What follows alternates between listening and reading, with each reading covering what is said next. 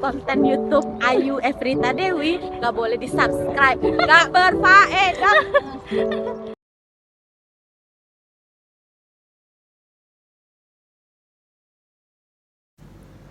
Hey guys, apa kabar?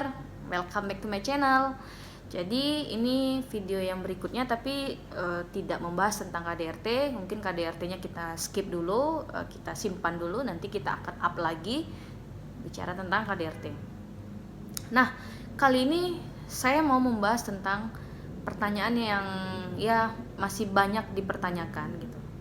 Kenapa sih advokat itu membela orang yang salah? Oke. Jadi saya mau menjelaskan singkat ya, secara singkat gitu. Menjelaskan secara singkat tentang kenapa sih advokat itu membela orang yang salah. Tapi sebelum saya jelaskan, Anda baiknya di-subscribe dulu ya. Di-subscribe ya, setidaknya kalian menghargai jeripaya saya untuk memberanikan diri membuat video-video pembelajaran gitu, karena mungkin deg-deg juga, deg-deg gitu ya kalau ngomong di depan kamera seperti ini gitu. Jadi dengan kalian banyak yang subscribe, dengan banyak yang komen, banyak yang like, itu saya menjadi berpacu gitu, semangat gitu ya. Stop dulu curhatnya. Oke, kita lanjut. Jadi sebelum kita bicara tentang advokat, kita harus tahu dulu gitu pengertian daripada apa itu tersangka, apa itu terdakwa. Jadi tersangka itu sebenarnya adalah orang yang karena perbuatannya sendiri itu atau keadaannya dengan alat bukti permulaan atau berdasarkan alat bukti permulaan itu patut diduga sebagai pelaku tindak pidana. Jadi di awal di penyidikan polisi itu namanya tersangka. Jadi tersangka itu patut diduga di awal-awal itu dalam proses penyidikan, oh ini patut diduga bahwa seseorang ini melakukan suatu tindak pidana gitu. Nah, yang kedua kita bicara tentang terdakwa. Jadi yang didampingi oleh pengacara itu kan biasanya tersangka ataupun terdakwa, ya kan? Nah, kalau terdakwa itu dia adalah seseorang tersangka gitu kan, yang mana dia dituntut, terus kemudian diperiksa, diadili di sidang pengadilan gitu. Jadi di dalam sidang pengadilan dialah di situ kemudian dituntut, dia kemudian diperiksa, terus kemudian diadili di sidang pengadilan. Nah, itu namanya terdakwa. Nah, kalau terpidana itu beda lagi. Terpidana itu adalah orang yang telah diputus oleh pengadilan bersalah gitu. Nah, itu secara singkat tentang pengertiannya. Kita lanjut lagi daripada. Jadi sebenarnya berdasarkan KUHP ya, Kitab Undang-Undang Hukum Acara Pidana sendiri, itu terdapat ada beberapa hak dan kewajiban daripada tersangka dan terdakwa. Jadi kalau untuk haknya sendiri di dalam pasal 54 itu tersangka itu berhak mendapatkan bantuan hukum. Ya, bantuan hukum selama waktu dan pada setiap tingkatan pemeriksaan. Jadi dari awal dari proses penyidikan itu tersangka ataupun terdakwa itu berhak mendapatkan pendampingan oleh penasehat hukum itu di dalam pasal 54. Kemudian di pasal 55 KUHP itu juga disebutkan bahwa tersangka atau terdakwa itu boleh memilih sendiri siapa penasehat hukumnya atau siapa yang harus mendampingi dirinya gitu. Nah, itu pasal 54 dan 55. Lalu kemudian kita lihat lagi di pasal 57 ayat 1 juga tersangka dan terdakwa itu pada saat penahanan itu juga berhak untuk menghubungi penasehat hukumnya atau lawyersnya atau pengacaranya gitu atau advokatnya gitu. Nah, jadi sebenarnya di dalam KUHP itu ada hak-hak daripada tersangka maupun terdakwa, karena memang sesuai dengan azas hukum acara pidana adalah equality before the law gitu. Persamaan kita di dalam persamaan kita di depan hukum atau di mata hukum gitu.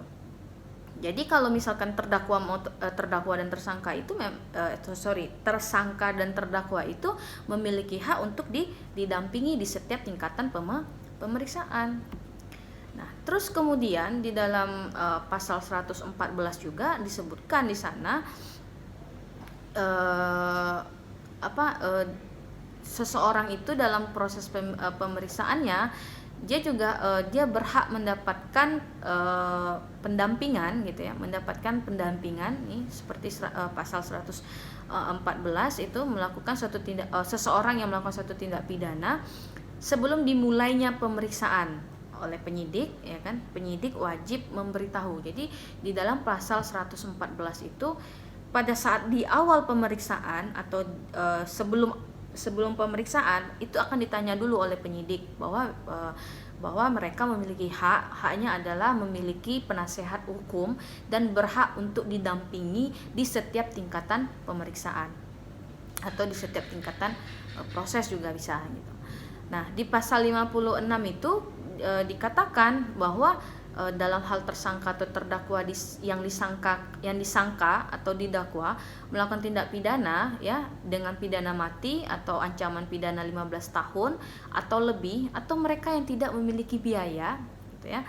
Nah, itu pejabat yang bersangkutan berhak atau wajib gitu ya, wajib menunjuk penasehat hukum bagi mereka yang menjadi tersangka ataupun terdakwa.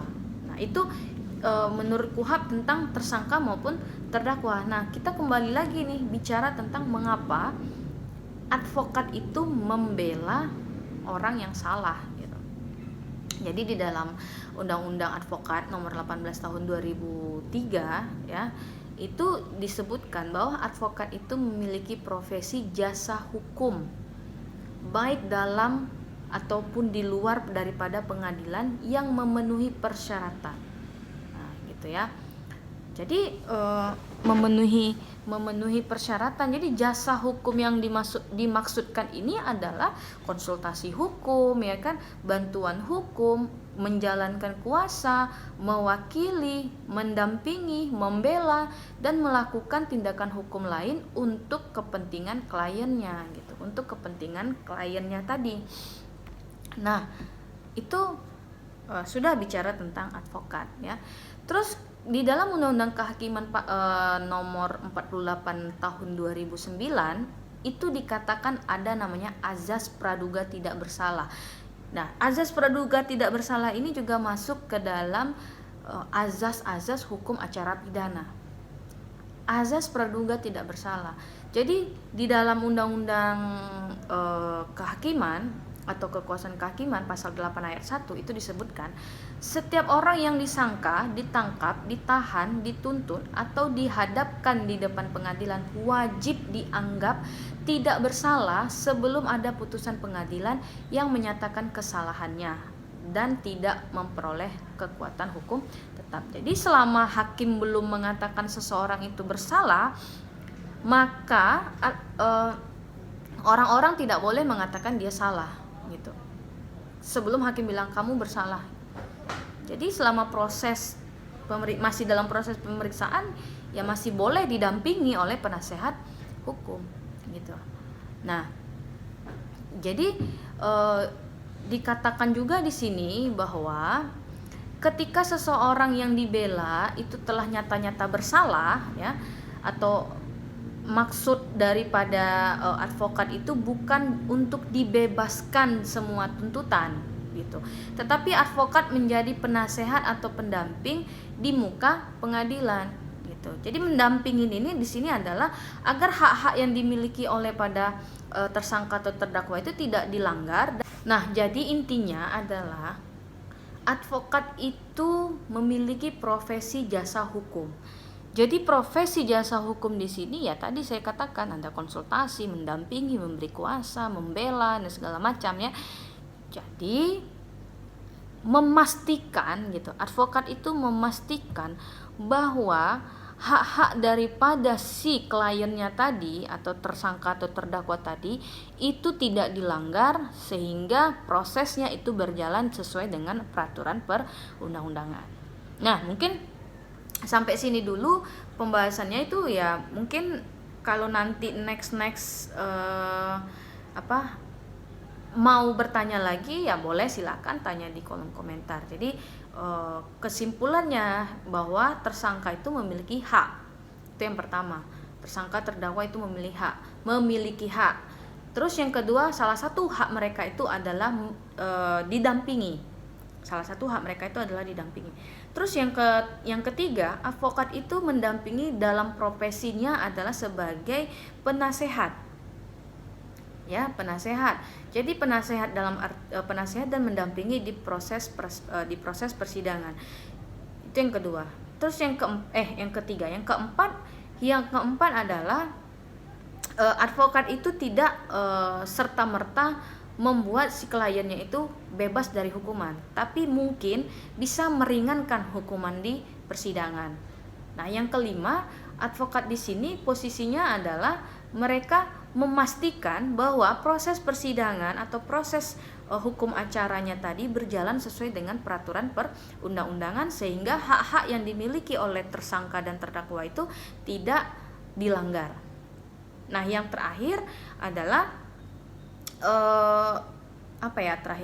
saya rasa cuma itu saja. Ini gara-gara saya terkorla-korla. Oke ya, jadi itu saja mungkin penjelasan singkat saya. Mungkin kalau memang ada yang kurang dimengerti boleh dipertanyakan kembali. Jadi acuannya itu adalah yang terakhir itu adalah azas praduga tidak bersalah, yang mana sebelum hakim menetapkan suatu putusan itu ingkrah atau berkekuatan hukum tetap, maka kita tidak boleh mengatakan tersangka dan terdakwa itu adalah bersalah sebelum hakim mengatakan bersalah gitu. Oke ya, jadi itulah beberapa penjelasan saya. Kalau ada yang bertanyakan silakan tulis di kolom komentar, nanti akan saya jawab dengan video. Oke, itu saja. Mungkin kalau ada kesalahan mungkin boleh juga dikoreksi, nanti dikoreksi di kolom komentar. Jadi di sini saya hanya memberikan pengetahuan lah ya, sharing gitu tentang hukum acara pidana. Karena juga saya juga mengajar gitu, pernah mengajar beberapa semester hukum acara pidana. Tapi untuk di akhir-akhir ini saya lebih fokusnya kepada gender anak dan perempuan gitu. Pokoknya yang berhubungan dengan gender, anak, perempuan itu sekarang saya lebih fokusnya ke sana. Oke ya, kalau memang tidak ada lagi pertanyaan, belum ya, ini kan bukan Zoom ya, ini adalah YouTube ya. Saya pikir ini adalah Zoom. Oke, kalau gitu terima kasih sudah meluangkan waktu menonton video saya. Bye-bye. Konten YouTube Ayu Efrita Dewi nggak boleh di subscribe, nggak berfaedah.